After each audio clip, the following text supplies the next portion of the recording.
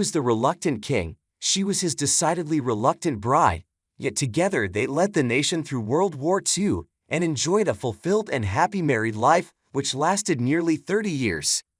King George VI, known as Bertie, had been given the title Duke of York before his marriage to Lady Elizabeth Bowsline in 1923. It was said he traded in his affair with Sheila, Lady Loughborough, in return for a home and income of his own. He had to get away from his overbearing father, King George V. Lady Elizabeth was a startlingly pretty girl from a family which had lived in the same castle for 500 years. But despite the fact Bertie was the spare to the heir, she was very much in two minds about being sucked into the royal machine. Or maybe, at the time, she just didn't fancy the stuttering and often bad-tempered Bertie. He was no great looker. Certainly the future king wanted her more than she wanted him. He proposed marriage after they first met at a Knightsbridge wedding in 1921, and she turned him down. Not short of admirers, Elizabeth was in no hurry to settle down, even though at 21 she was getting a little long in the tooth to be a spinster. Aristocrats and royalty like to get future alliances tied up early on. She was frankly doubtful, uncertain of her feelings, wrote royal confidant the Countess of Airlie, while Bertie was, she observed, deeply in love but so humble. Whatever Elizabeth's feelings towards her 25-year-old suitor, they will inevitably have been colored by her father, Claude, the 14th Earl of Strathmore. Lord Strathmore disapproved of royalty, writes the celebrated biographer Hugo Vickers in his vivid portrait of Elizabeth's life.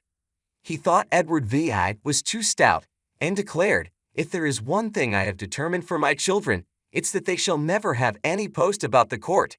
Elizabeth's life was castles and balls and high society, while Bertie preferred shooting grouse. On her social rounds in 1921 she bumped into James Stuart, a Scottish aristocrat and equerry to Bertie, and fell immediately in love. "He was the love of her life," said one intimate. "He was an absolute heartthrob and they fell for each other in a big way. They were madly in love." Queen Mary, consort of George V and a woman who enjoyed meddling in royal liaisons, engineered Stuart's removal to a job in the Oklahoma oil fields. By the time he got back in 1923, Bertie had got his girl. "That bitch Queen Mary, that cow, she ruined my life," Stuart later exclaimed, but capturing the hand of Lady Elizabeth was still an uphill struggle. Bertie proposed marriage again in 1922, and yet again she turned him down. Some thought by now she had her eye on David, the Prince of Wales. But stammering Bertie soldiered on, determinedly proposing for the third time in 1923, when, worn down by his passion, Elizabeth accepted. And so there were no great hopes that this marriage would be a lasting love match, more a dutiful arrangement which would produce children who'd add to the stable of royals increasingly called upon by the British public to attend their events up and down the country.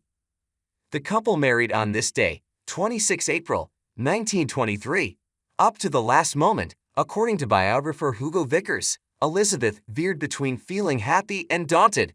Indeed, as she left for Westminster Abbey from her parents' London home, Elizabeth felt the need to hide her hands under her dress because she had nervously forgotten her gloves. But as a bride she was radiant, wearing flowers in her hair, and attended by bridesmaids wearing gowns of ivory-lined chiffon. It was the perfect day, and she had made the perfect choice for a husband. Lady Strathmore had predicted of Bertie, a couple of years before, that he is a man who will be made or married by his wife. Bertie York, the spare not the heir, was made by Elizabeth, being transformed just in time to save the nation at the time of its deepest pre-war crisis, the abdication. He didn't want the throne, but Elizabeth did. Steely, tough, ambitious, and ready to grab the royal family by the scruff of its neck, she set to work to restore its damaged reputation. Her favorite photographer Cecil Beaton called her a marshmallow made on a welding machine. After meeting her, the socialite Stephen Tennant said, "She looked everything that she was not: gentle, gullible, tenderness mingled with dispassionate serenity, cool, well-bred, remote. Behind this veil, she schemed and vacillated, hard as nails." The new king had had a desperately unhappy childhood, unloved by his mother, bullied by his father. Now Elizabeth was able to provide a home life which would allow him to gather strength for the war years ahead. She helped him conquer his stammer and profound fear of public speaking, and she could always be relied on to find the right words when he could not. When Buckingham Palace took several hits during the height of the bombing, she declared, "I'm glad we've been bombed. It makes me feel I can look the East End in the face." The people loved her for it. She gave comfort to her husband and guided him firmly through his kingship. She gave him 2 daughters who were the apple of his eye. Sons would never have done. He didn't have the right temperament to handle boys, and he saw his elder daughter grow in majesty so that she was ready, and more than able, to take his place when the time came. Bertie sacrificed little in marrying the woman of his dreams. Elizabeth, we now know, sacrificed the love of her life. Her reward, though, was the undying love and devotion of a nation which celebrated every year of her long life until she died, aged 101, in 2002.